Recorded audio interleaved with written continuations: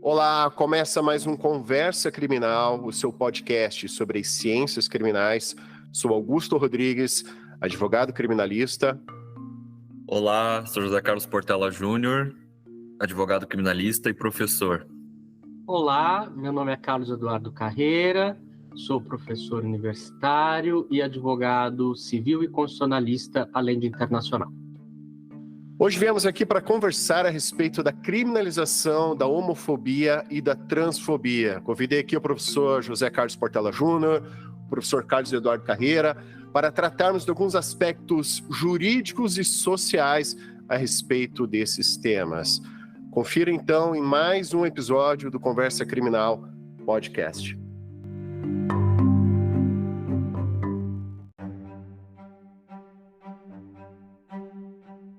A respeito da homofobia e da transfobia, até para uma forma assim esclarecer para os nossos ouvintes, né? Já deixo aqui a pergunta para os convidados: em que se caracteriza a homofobia e a transfobia?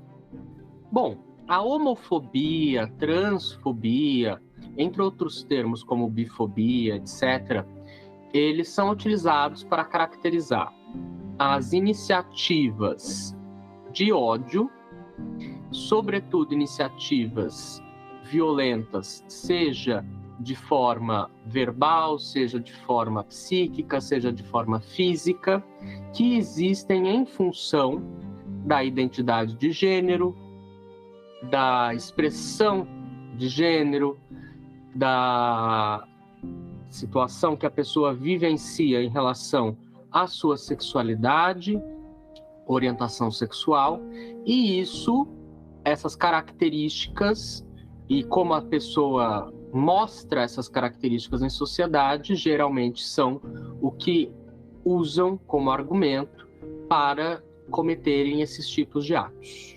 Eu acho que a gente precisa situar, né, esses tipos de violência, né, que o Carlos citou, como elas se constituem, né, de maneira assim geral, porque elas têm várias camadas, né, e aí a gente poderia ficar aqui o episódio inteiro falando sobre elas e ainda não esgotaríamos essas camadas dessa violência homotransfóbica. Mas a gente consegue, pelo menos, relacionar essas violências com uma certa estrutura social.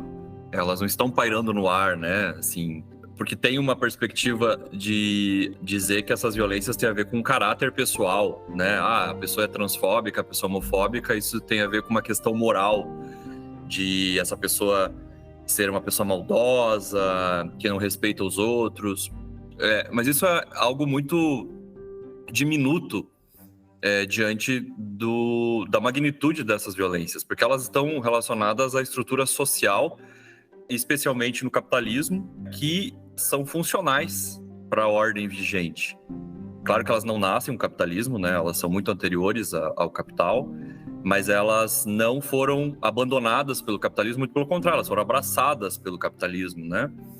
E sobretudo em sociedades como a nossa, brasileira, que são do capitalismo periférico, a gente vê que essas violências são mais incisivas, né? Mais brutais. Inclusive, citando um dado, que o Brasil é o país que, pelo 14º ano consecutivo, está no topo, né, do ranking dos países que mais matam pessoas trans, por exemplo. Então, isso diz muito sobre o tipo de sociedade que a gente constituiu aqui, né, que vai para além das questões meramente individuais.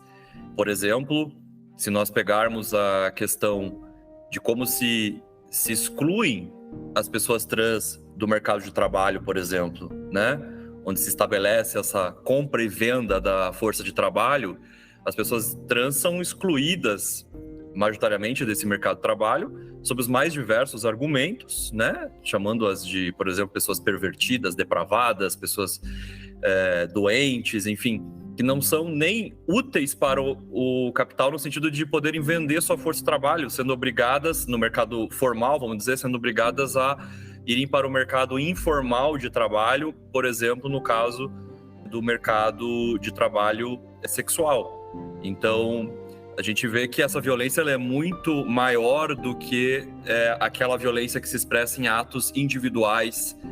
E aí, por isso, depois a gente pode falar isso mais adiante, a dificuldade de você enfrentar essas violências a partir de um olhar meramente jurídico.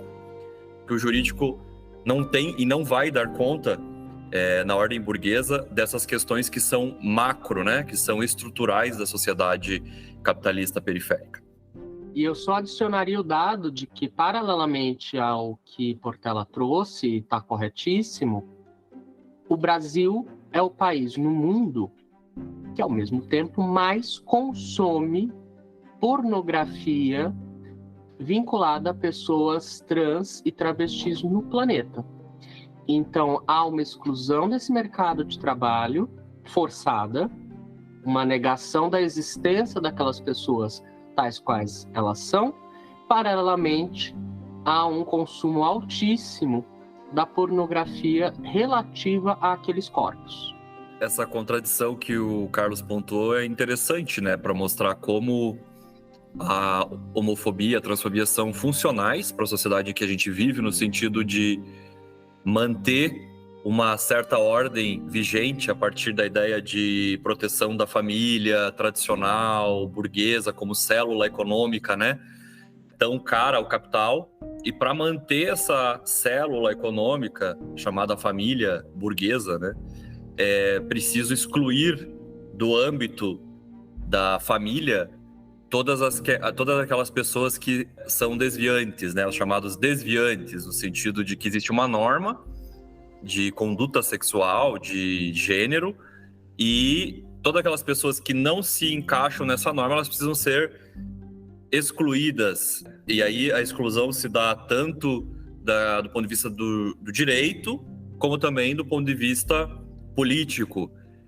E aí essas pessoas chamadas desviantes, que não seguem a norma, elas são jogadas num limbo de violência, né? A violência tanto dentro da família, quanto também fora da família, ao mesmo tempo em que a gente vê, por exemplo, esse dado que o Carlos trouxe, em que se consome pornografia, né, mostrando que há uma contradição nessa lógica que ao mesmo tempo quer excluir aquele que é o divergente, mas ao mesmo tempo não consegue lidar com a questão de que essa divergência traz choques dentro da família burguesa, né? Então, isso tudo para mostrar que, ainda que a gente diga, né, que a homofobia e a transfobia são muito mais antigas do que a própria ordem capitalista, a ordem capitalista reforça a homofobia e a transfobia, no sentido de justamente proteger esta célula máter, né, da sociedade capitalista, que é a família burguesa, até no sentido até de colocar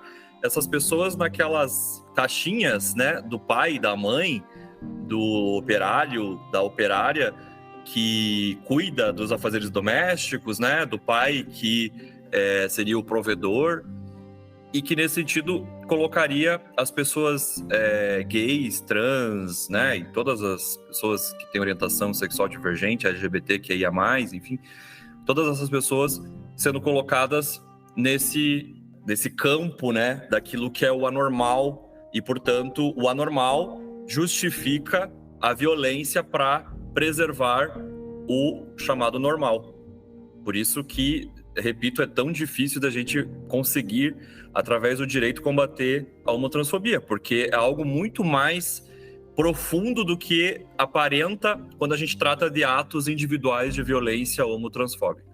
Sem sombra de dúvida, é estrutural, é sistemático e, de algumas formas, é lucrativo para um sistema capitalista que depende de uma estrutura, muitas vezes depende de uma estrutura conservadora em termos de valores morais, sobretudo, mas precisa também arregimentar bodes expiatórios de tempos em tempos para que as insatisfações sociais não extravasem contra o próprio capitalismo. Há um livro que se chama Devassos no Paraíso, que acho muito interessante, né?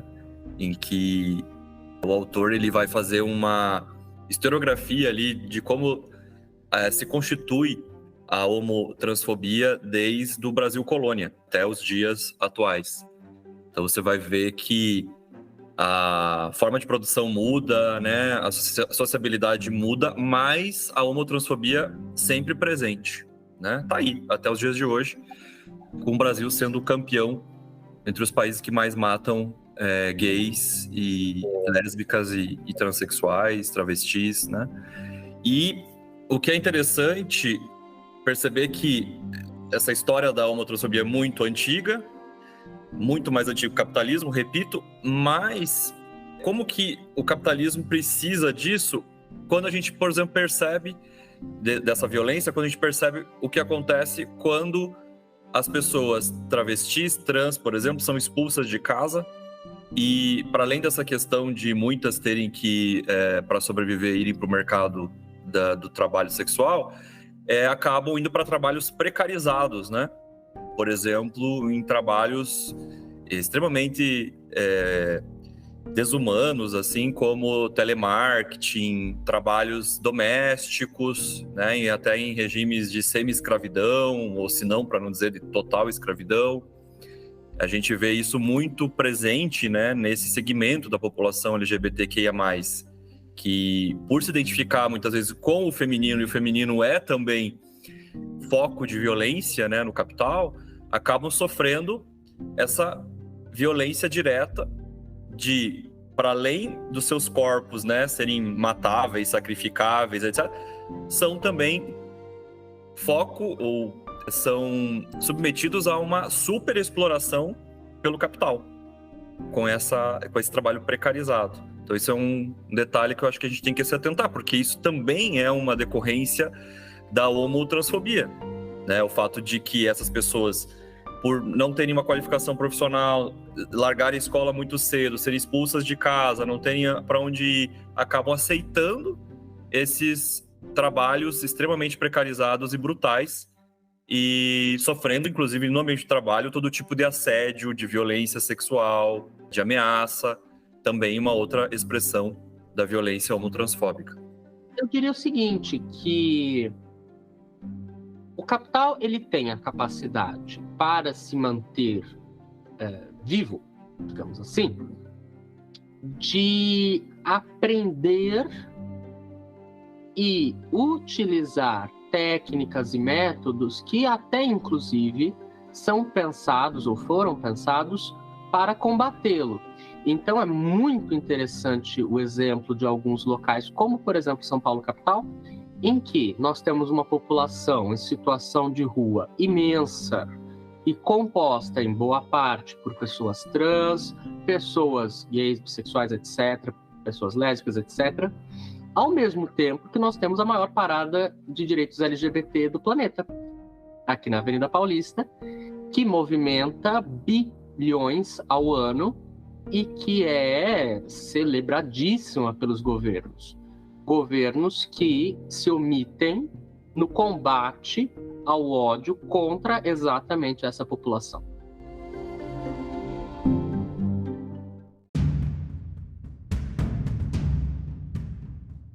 Estou aproveitando o gancho do professor Carlos Eduardo a respeito da omissão do poder público em relação a essa violência, né, na homofobia, na transfobia.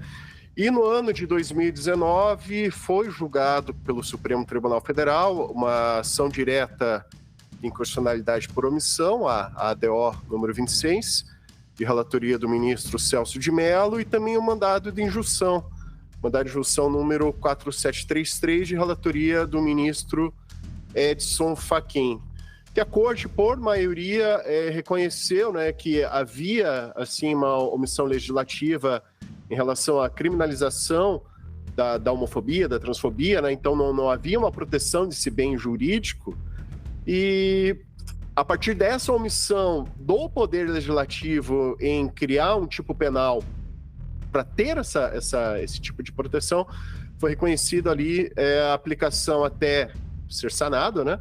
A aplicação da Lei 7.716 de 89, né? A lei do racismo. A respeito desse julgado do Supremo, então também já faço aqui a pergunta para os professores convidados, o que eles pensam a respeito e quais considerações que tem a fazer. Bom, eu me sinto confortável de conversar sobre esse tema porque eu fui um dos advogados que atuei no caso.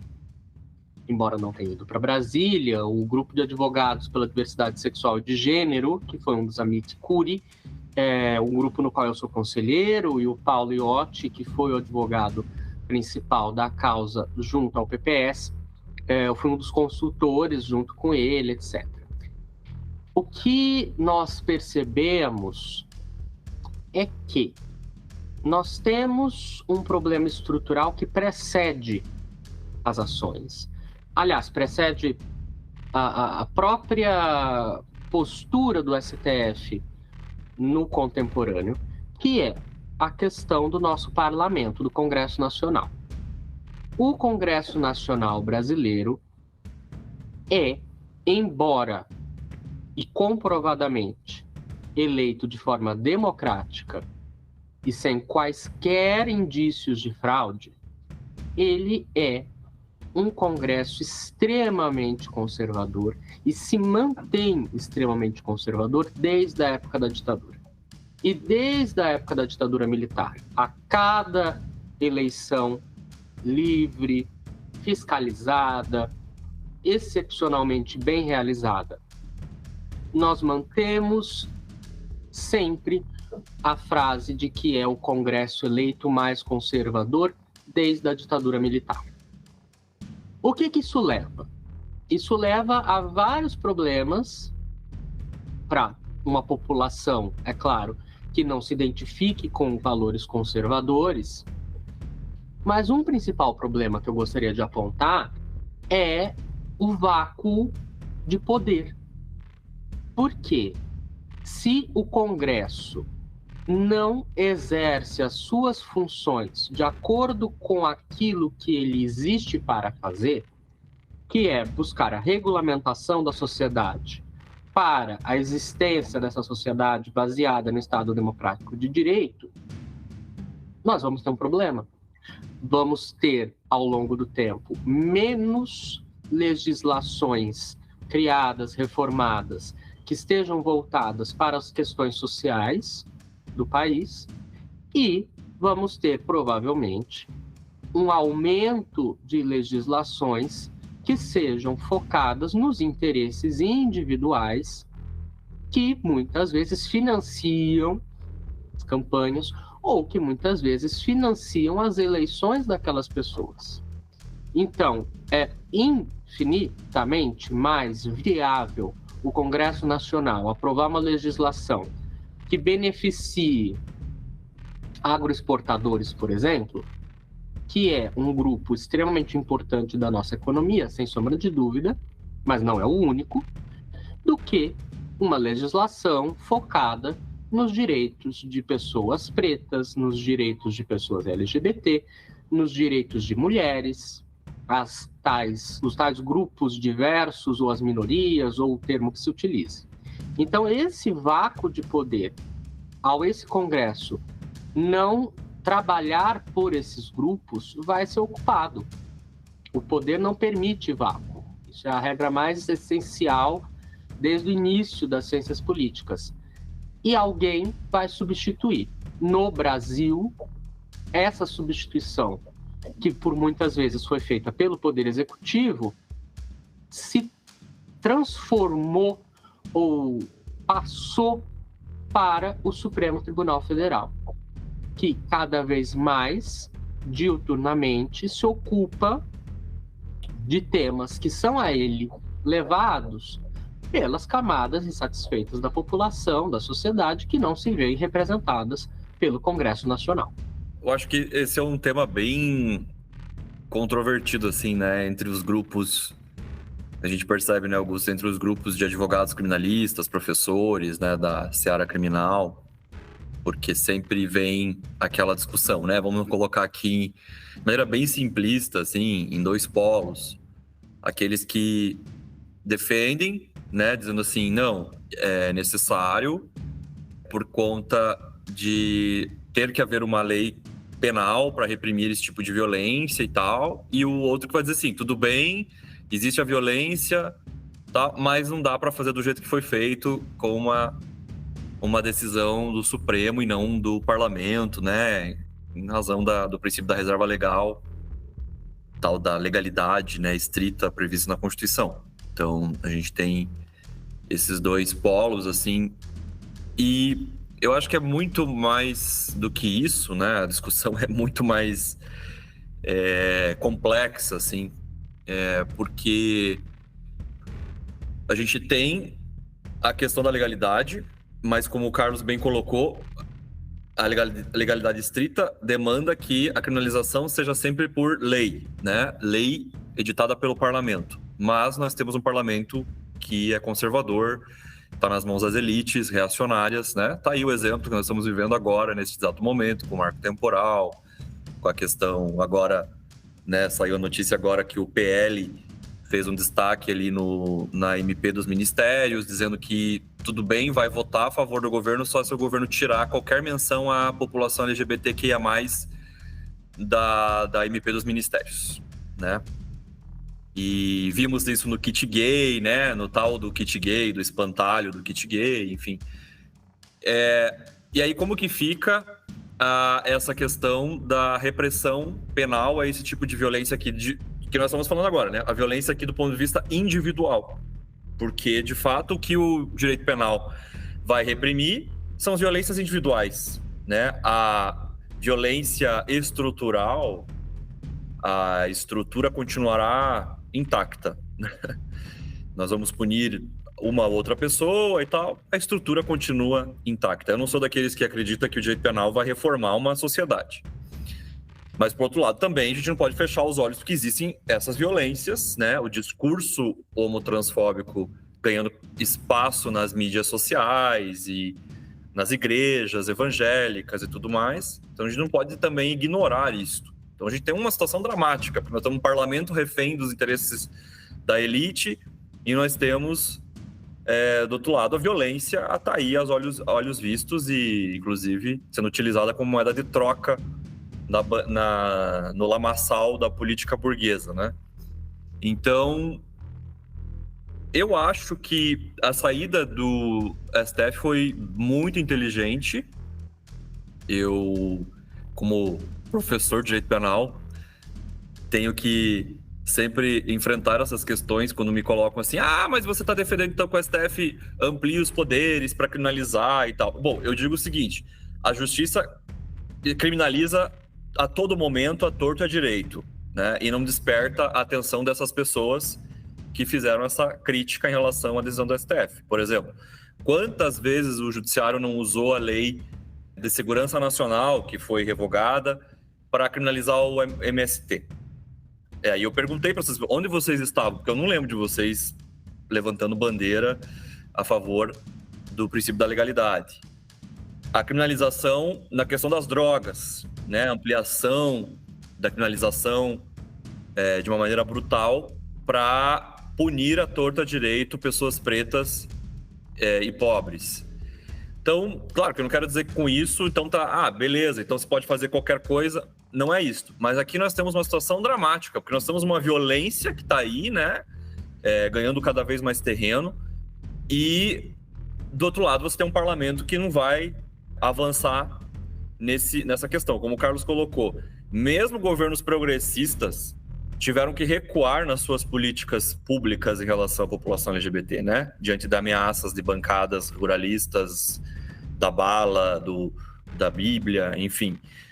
Então, eu acredito, depois a gente pode falar um pouco mais sobre isso, que, na verdade, o que o STF faz é dizer aquilo que já está mesmo em documentos internacionais e na própria Constituição, porque quando a Constituição fala de reprimir, a sociedade brasileira tem que erradicar, combater as discriminações, sempre coloca em bloco as discriminações, né?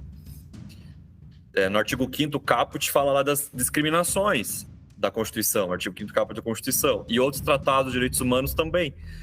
Então, até a declaração, acho que de 81 da ONU, que é sobre intolerância religiosa, fala sobre isso, tolerância religiosa. Nos seus considerandos, traz lá, considerando que todas as espécies de discriminação, coloca de sexo, coloca de todas, assim, de raça. Então, quer dizer, já é um valor reafirmado em documentos jurídicos da nossa ordem jurídica burguesa, né? Então, acho que o STF saiu por uma decisão que eu acho que foi inteligente. Agora, tem problemas que depois nós podemos falar no outro bloco.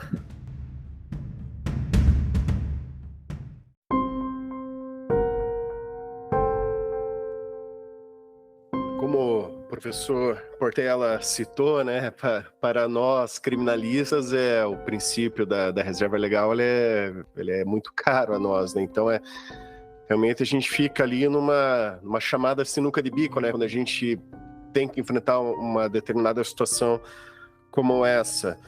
Mas, enquanto o professor Portela estava fazendo suas considerações, eu também estava pensando e até quero colocar compartilhar o seguinte pensamento aqui com os colegas e fiquem à vontade também para discordar. Eu tive, por exemplo, um professor de Direito Constitucional que ele sempre citava a seguinte frase, né? A Constituição não pode ser interpretada por tiras. Não podemos simplesmente pensar certos conceitos da Constituição, certas normas constitucionais e ter uma interpretação constitucional a partir dessas tiras, né? Temos que interpretar a Constituição como um todo, uma hermenêutica sistemática, né? Uma interpretação sistemática da Constituição. Claro, temos que entender de onde vem esse princípio da legalidade, esse princípio da reserva legal. Considerar que a nossa Carta Constitucional, nossa Carta Política, né? Um dos motivos além de organizar o Estado, mas também zelar, preservar pela dignidade humana, da pessoa humana, também por o nosso Estado democrático de direito, plural. E o princípio da reserva legal ele vem muito em razão disso, evitar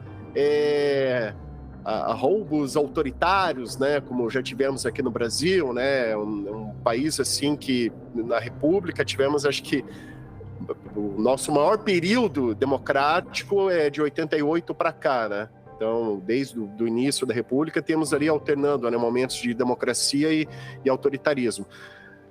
Então, pensar que esse princípio da reserva legal ele vem nesse sentido assim de evitar um roubo autoritário, um autoritarismo assim de criminalizar determinadas condutas sem, digamos, esse controle do poder legislativo, que é o representante da sociedade, né, no poder público, né, criando suas normas. Por outro lado, também temos ali o princípio da dignidade da pessoa humana, né, que é um dos fundamentos do nosso Estado democrático de direito, que está ali no artigo 1º da Constituição, e verificar como os professores citaram essa omissão legislativa, né, o poder legislativo completamente omisso, e estamos aí num país que mais mata transexuais, vemos todos esses atos, né, diariamente, assim, de violência motivada por questões homofóbicas, transfóbicas, e também temos o recurso constitucional, esses remédios constitucionais como o mandado de injunção, ou até mesmo ali uma ação direta de inconstitucionalidade por omissão. Então, pensando também no sistema de freios e contrapesos, né, diante de uma omissão do poder legislativo, temos ali um direito fundamental que não está sendo tutelado, um bem jurídico que não está sendo protegido diante da omissão do poder legislativo. Não cabe usar dessa ferramenta, que é uma ADO, ou desse remédio constitucional, que é o mandado em injunção, justamente provocando o poder judiciário para que, diante dessa omissão legislativa, seja protegido esse bem jurídico, para que seja garantida a dignidade humana desse determinado grupo social. Então, a partir da fala dos professores, eu fiquei pensando que, pelo menos para mim, isso acaba sendo uma forma, um argumento de rebater essa alegada violação ao princípio da reserva legal, que tem sim seu fundamento jurídico, faz sentido, mas se fizermos uma análise sistemática da Constituição, temos que pensar que essa interpretação do Supremo, né, essa analogia, vamos falar assim, uma criminalização por analogia, você não está restringindo direitos, você está ampliando, você está garantindo direitos. é diferente. Então você não está tendo ali uma restrição, e sim uma maior proteção, né?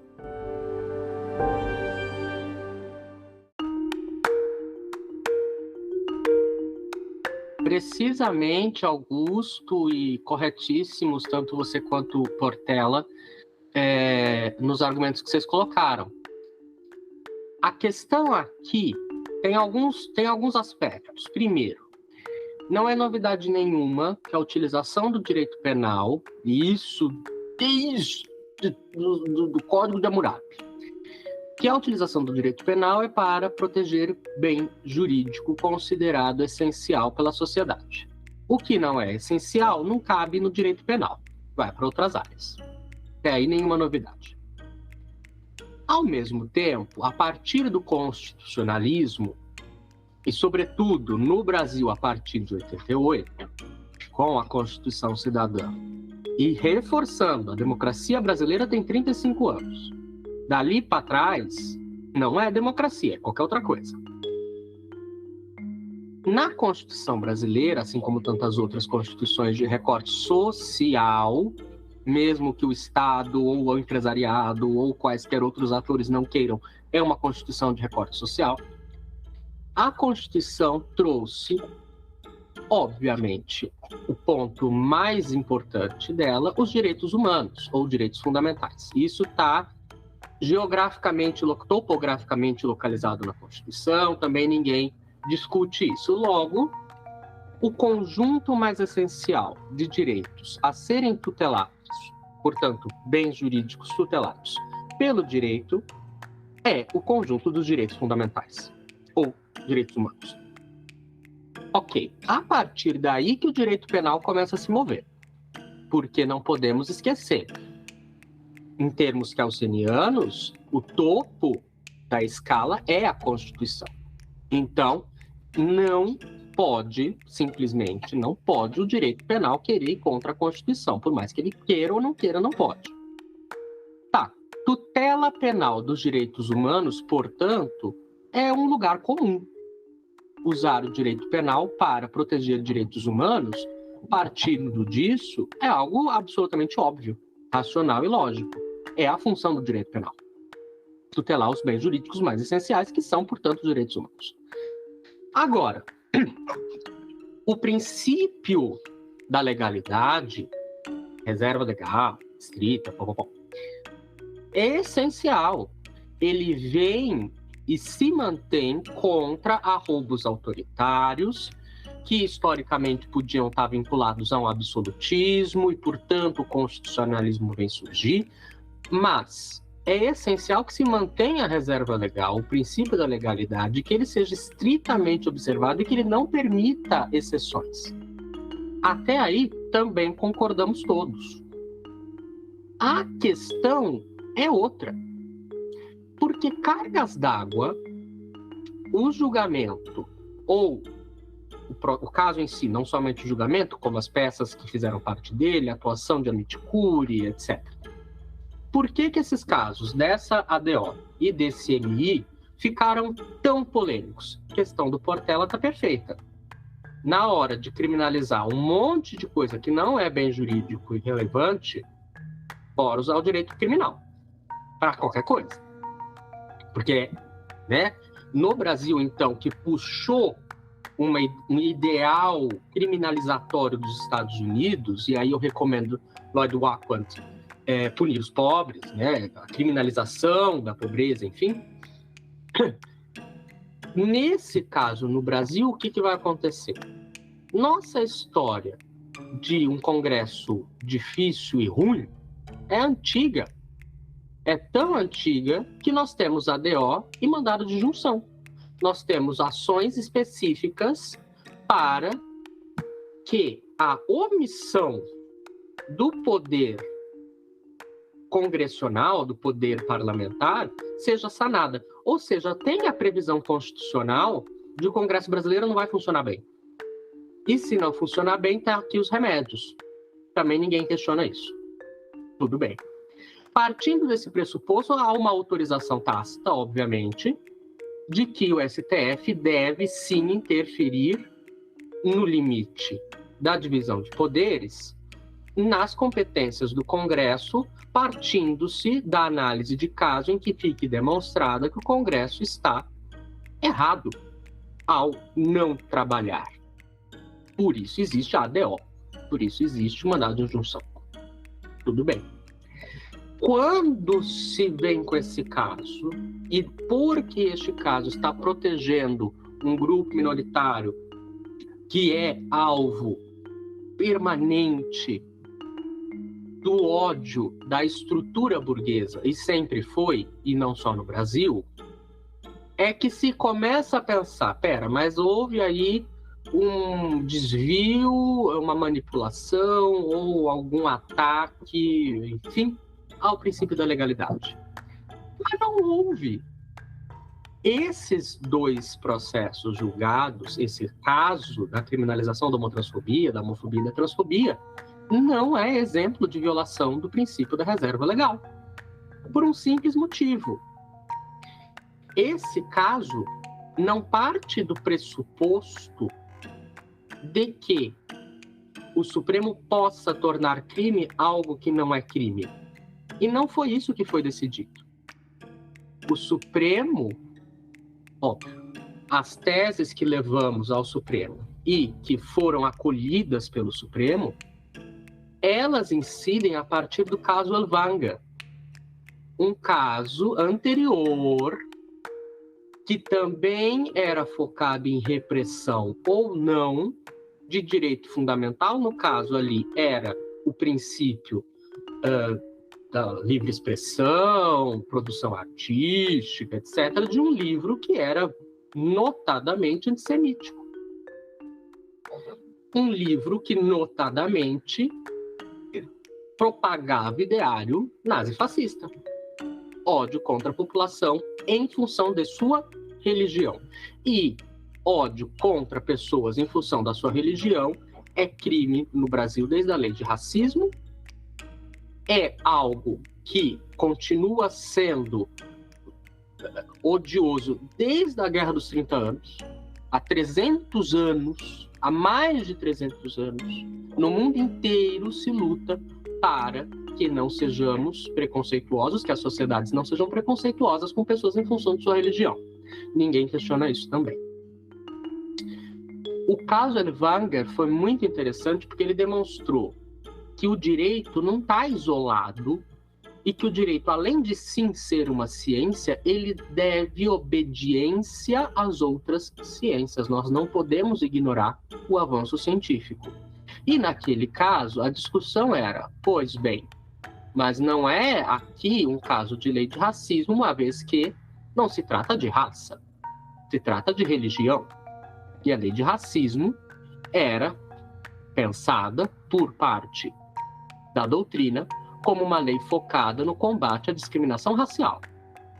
Mas, quando no julgamento daquele caso, as ciências exatas e biológicas já tinham demonstrado com o genoma humano que não existem raças em pessoas.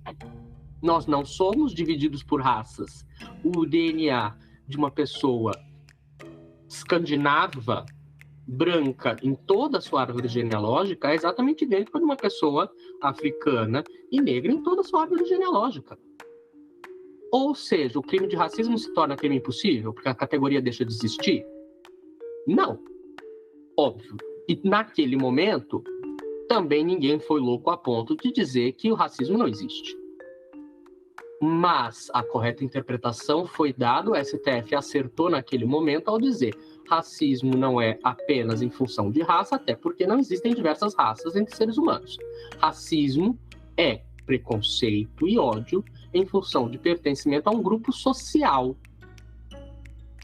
Isto é racismo. E esta lei, desde o caso Elvanger, assim deve ser interpretada, porque é a interpretação constitucional correta. Quando nós vimos, então, antes de 2017, mas quando em 2017 ocorre o julgamento, há apenas o que a teoria do direito e o criminal, o direito penal, faz parte da teoria do direito. Ele não tem princípios ou bases diferentes da teoria do direito, ele deve obediência às mesmas estruturas da teoria do direito, que são comuns a todo o sistema de direito romano-germânico, basicamente. Ali estava muito claro. Pois bem, se racismo é preconceito e ódio contra grupos por pertencimento das pessoas desses grupos a um grupo social específico, pessoas LGBTQIAP+, etc., são um grupo específico, com ódio motivado por pertencimento a esse grupo. Isso também nenhuma novidade, como foi trazido. Princípios de Yogyakarta, 2007, Princípios de Yogyakarta +10, 2017, todos os tratados de direitos humanos a que o Brasil se vincula, e nós nos vinculamos a quase que todos, praticamente, todos dizem a mesma coisa. Todo ser humano tem direito à dignidade, etc, etc, etc e tal.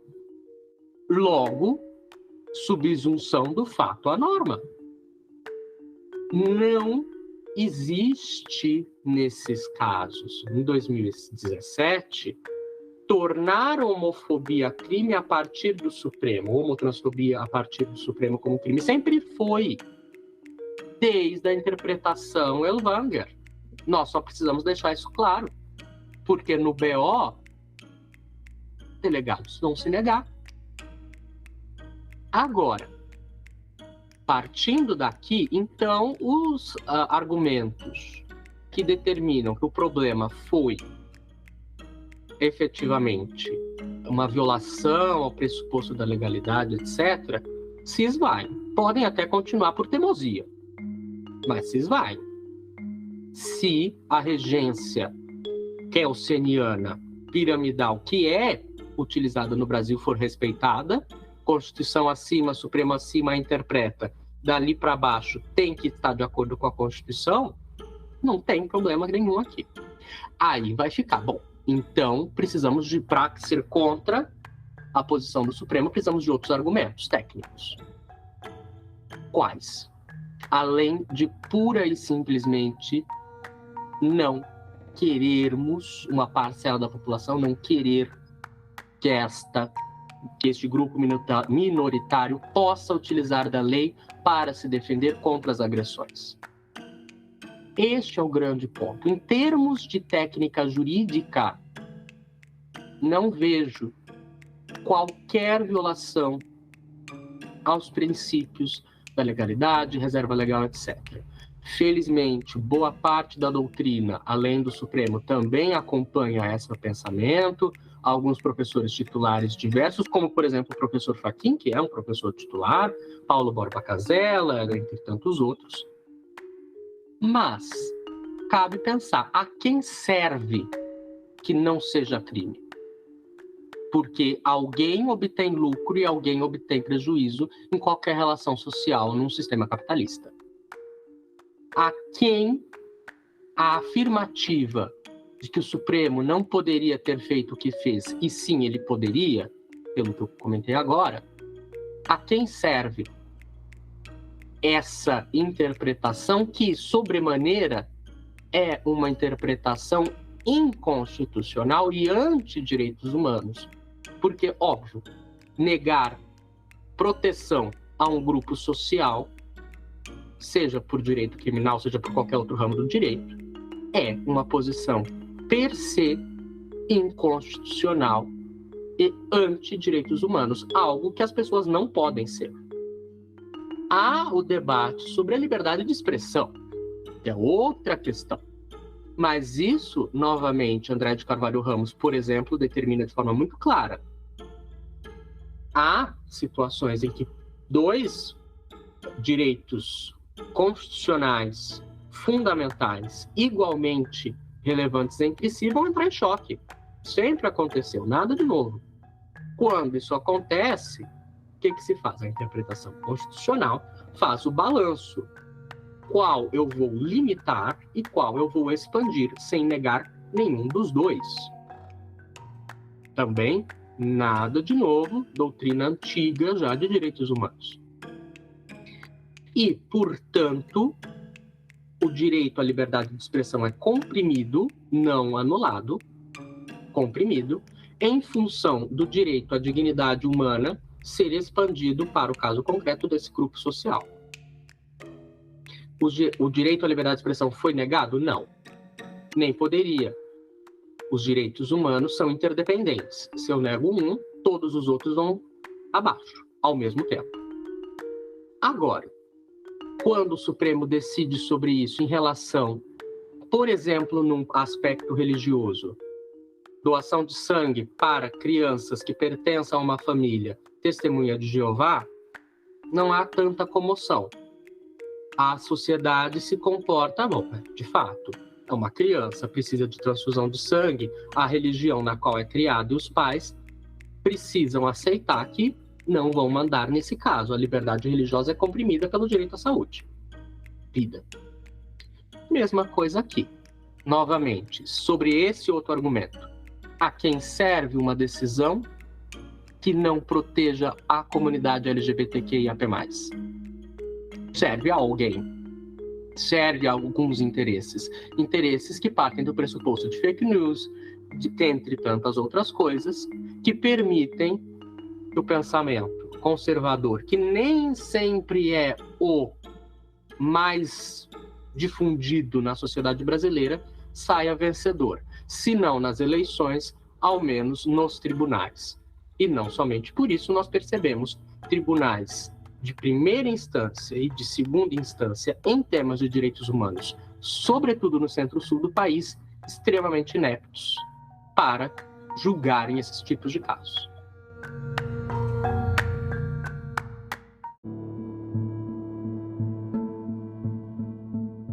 Aí que eu ia chegar naquele ponto que eu tinha colocado, que há problemas, né?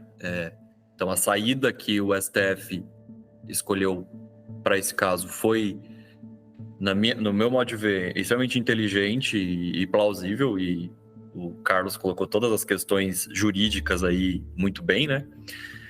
Mas há problemas, porque nós vamos, ao fim e ao cabo, lidar com o sistema de justiça para que essa criminalização se aplique ou não, né, nos casos concretos. Então, esse é um problema, né, que a gente já vem dizendo aqui em outros episódios, até quando nós falamos de criminologia crítica, criminologia radical, enfim, mostrando como é o processo criminalizador das agências de persecução penal, a quem se dirigem, né, quais os grupos que são alvo da persecução penal, né, que tem o recorte classista de raça, inclusive de orientação sexual, né, inclusive. Basta ver a forma como a polícia trata mulheres lésbicas que não se identificam com aquele padrão de feminilidade, né, imposto socialmente, né? Ou como tratam gays que não se encaixam no padrão de masculinidade colocado pela sociedade. Então, a gente vai ter que enfrentar isso. Quais os grupos que serão criminalizados com a criminalização da homotransfobia? Essa é uma pergunta. Os grupos econômicos, religiosos, que são econômicos também, né? A burguesia da fé, que são grupos econômicos, na verdade, eles vão ser atingidos por essa criminalização, porque, levantando uma questão, durante o governo Bolsonaro, as comunidades terapêuticas, né, que fazem cura gay disfarçado de terapias e tal, né?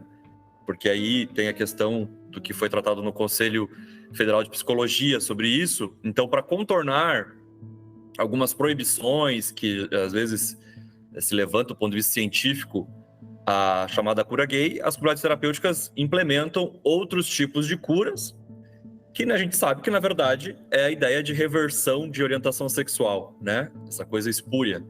E essas comunidades terapêuticas são empresas extremamente lucrativas, que se arvoram na liberdade religiosa, no discurso pseudocientífico para poder conduzir essa política, que é uma política de extermínio, porque pessoas que passam por esse tipo de tratamento, entre aspas, desenvolvem um sério quadro de doenças mentais que podem levar ao suicídio. Então é uma forma de extermínio da população LGBTQIA+.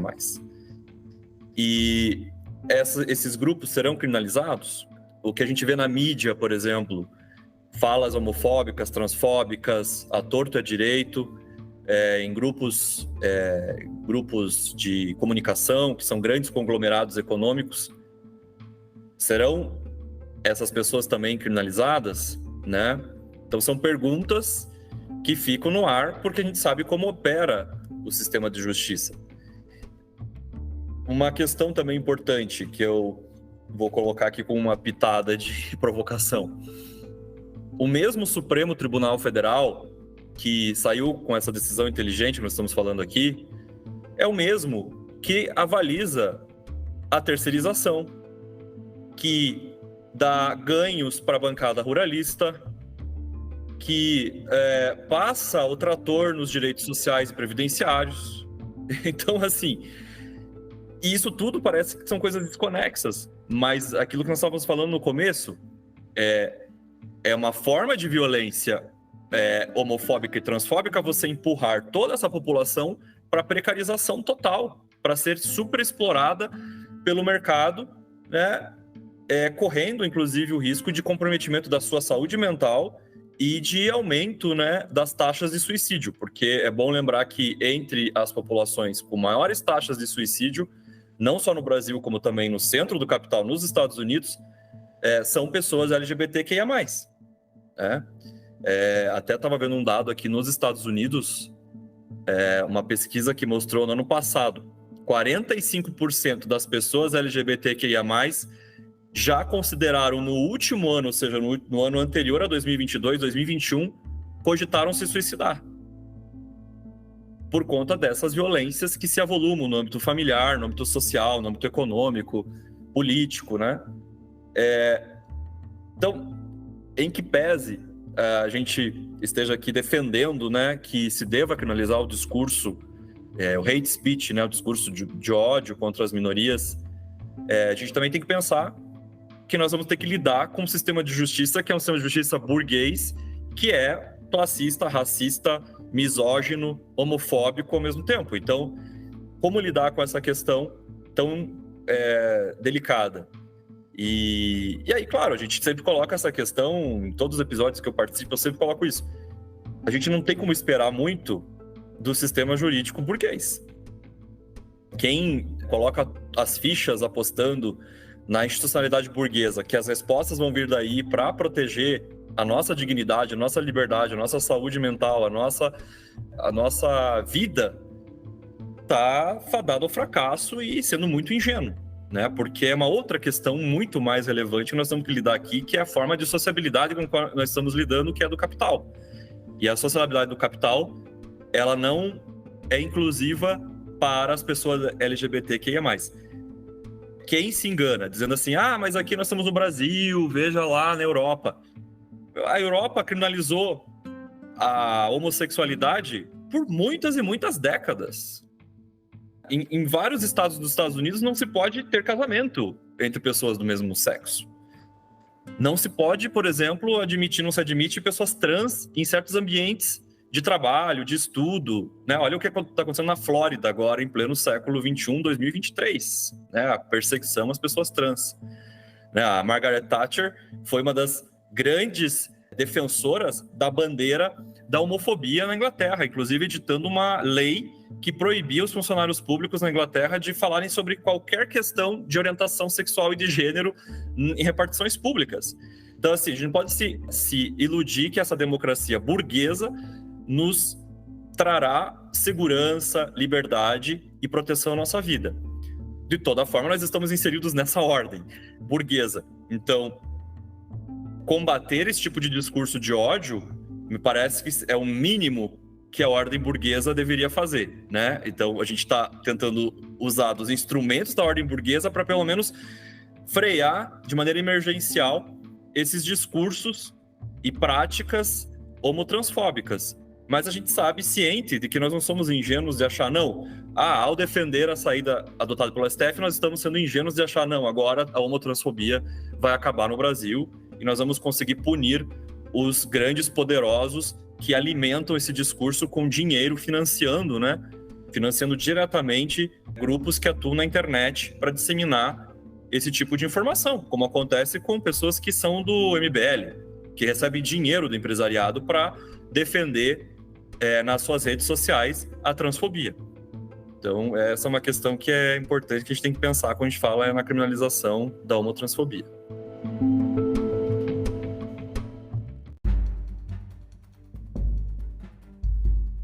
Concordo integralmente, Portela, sem sombra de dúvida. Isso é muito óbvio quando eu venho do direito internacional, né?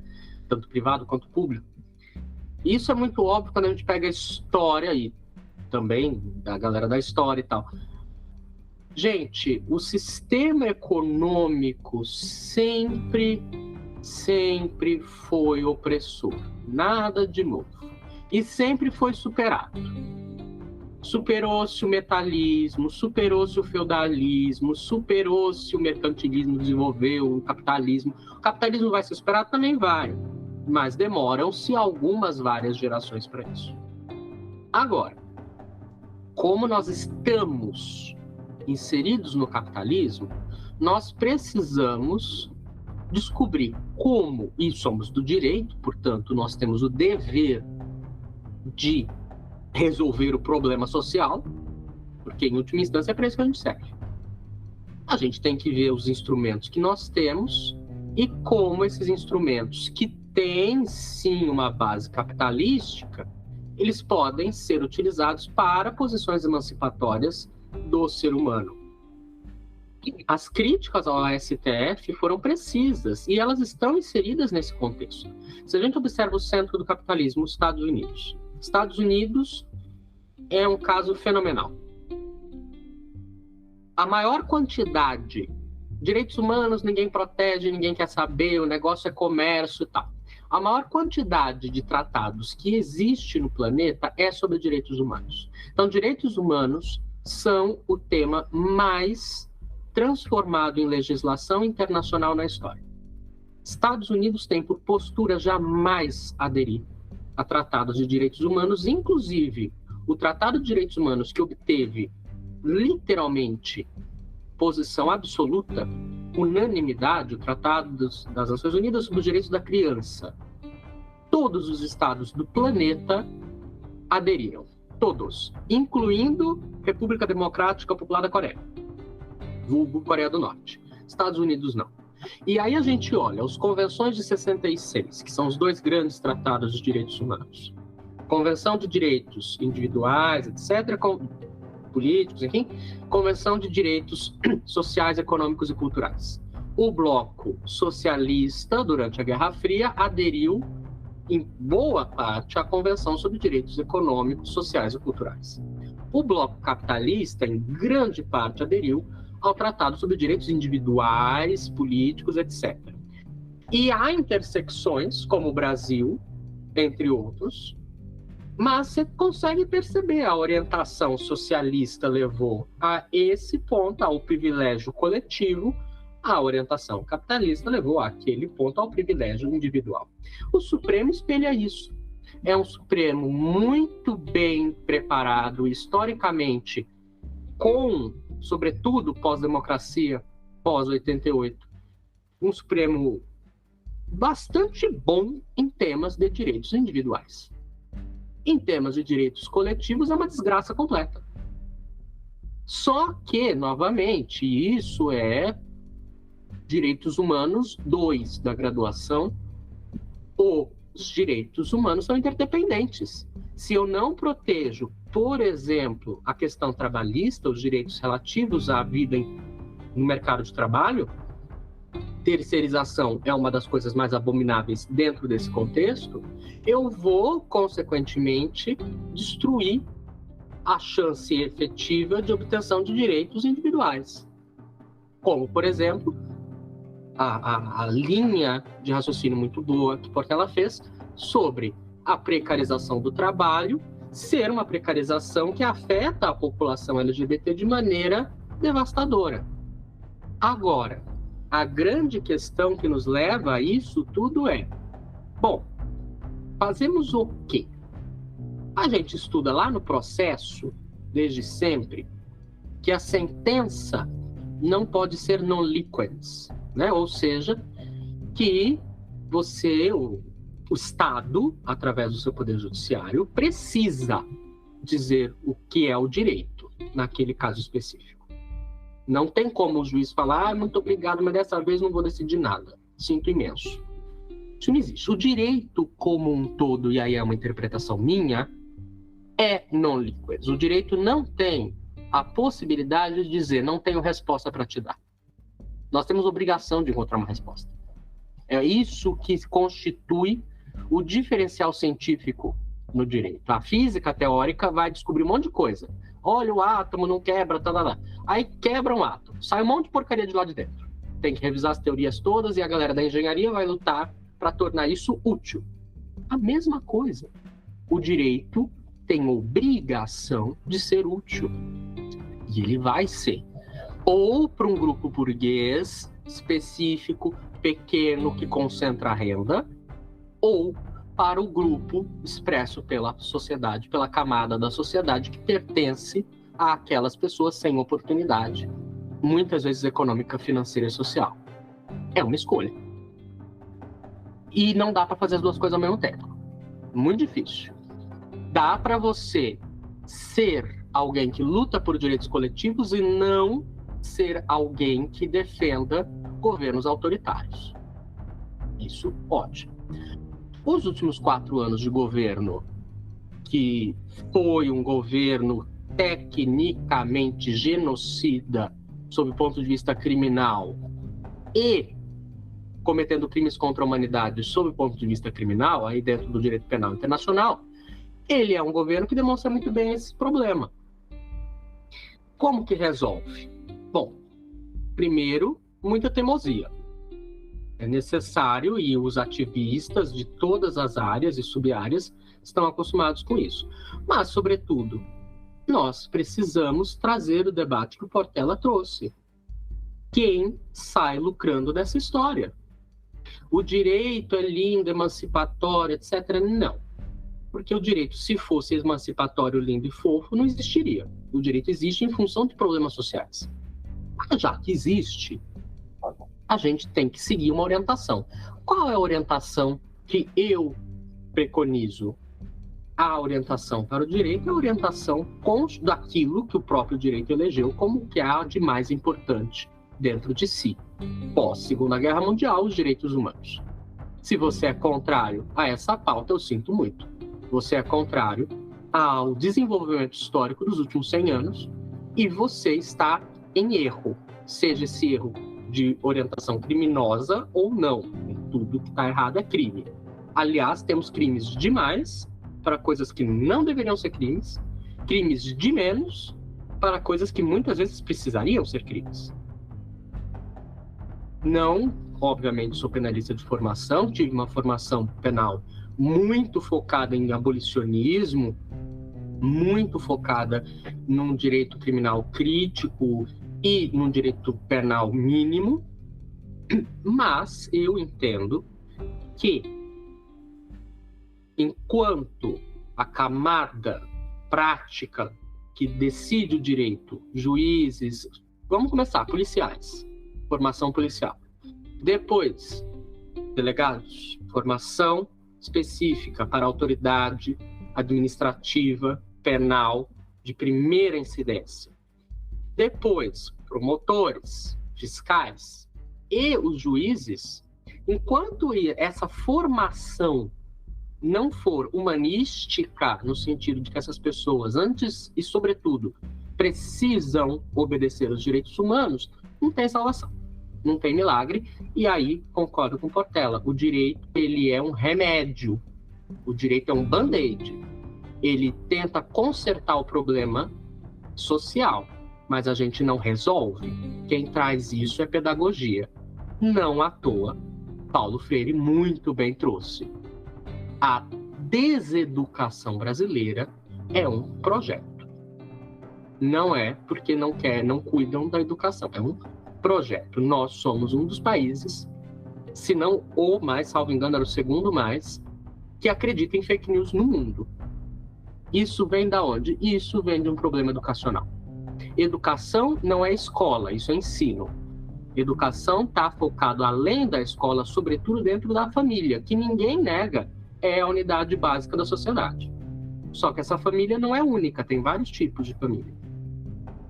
E, enquanto o projeto de destruição da educação, por exemplo, o novo ensino médio, não for absolutamente obliterado, nós não vamos resolver o problema.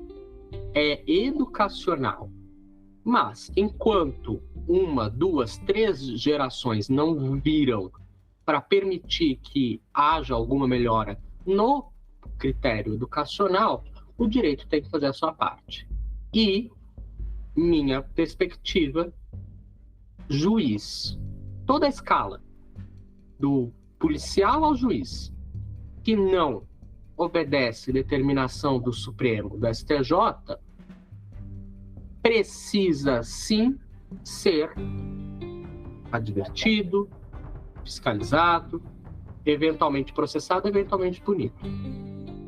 Contudo, a punição máxima para um juiz estuprador no Brasil é a aposentadoria compulsória, baseado numa legislação que nós herdamos da ditadura e que ninguém teve coragem de mexer. Então, de fato, é muito mais profunda a situação. Estamos avançando? Estamos exponencialmente. A gente viveu 2000 anos de violações de direitos humanos. E em 60, nós já avançamos tudo isso, no planeta inteiro. Então, óbvio, do ponto de vista histórico, a evolução dos direitos humanos é fantástica. Mas precisamos ainda ser mais rápidos, porque senão, enquanto isso, várias pessoas vão continuar sofrendo e sendo alvo de injustiça ao longo dos dias em todos os lugares do planeta, não só no Brasil.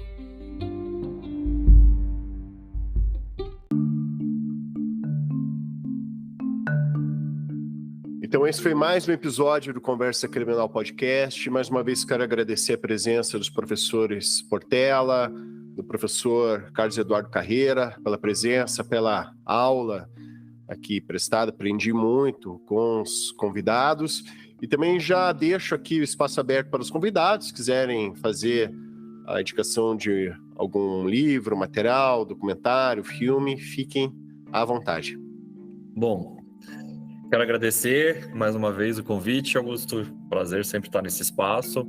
Já nem lembro quantos episódios já fiz e farei outros com certeza. E também agradecer a presença do Carlos Carreira. Muito bom debate. Acrescentou bastante aqui pra gente. Queria indicar o livro que eu mencionei durante a minha fala ali, que foi o Devassos no Paraíso, do João Silvério Trevisan. Acho que é bem interessante para mostrar essa linha histórica, né? Histórica da homotransfobia no Brasil, de séculos, né? De violência. E um filme que já deixa um aviso de gatilho, porque tem uma cena de estupro, né? Então, não é todo mundo que vai conseguir ver isso e sem se sentir, assim, muito violentado, né? Que é o Meninos Não Choram, que é a história baseada na história verídica de de um rapaz trans, né? Que foi assassinado, violentado, enfim, nos Estados Unidos, e mostra bem a condição como oriundo da classe trabalhadora, né? Sendo também colocado à margem da sociedade por se identificar com gênero divergente, né? O do seu sexo biológico.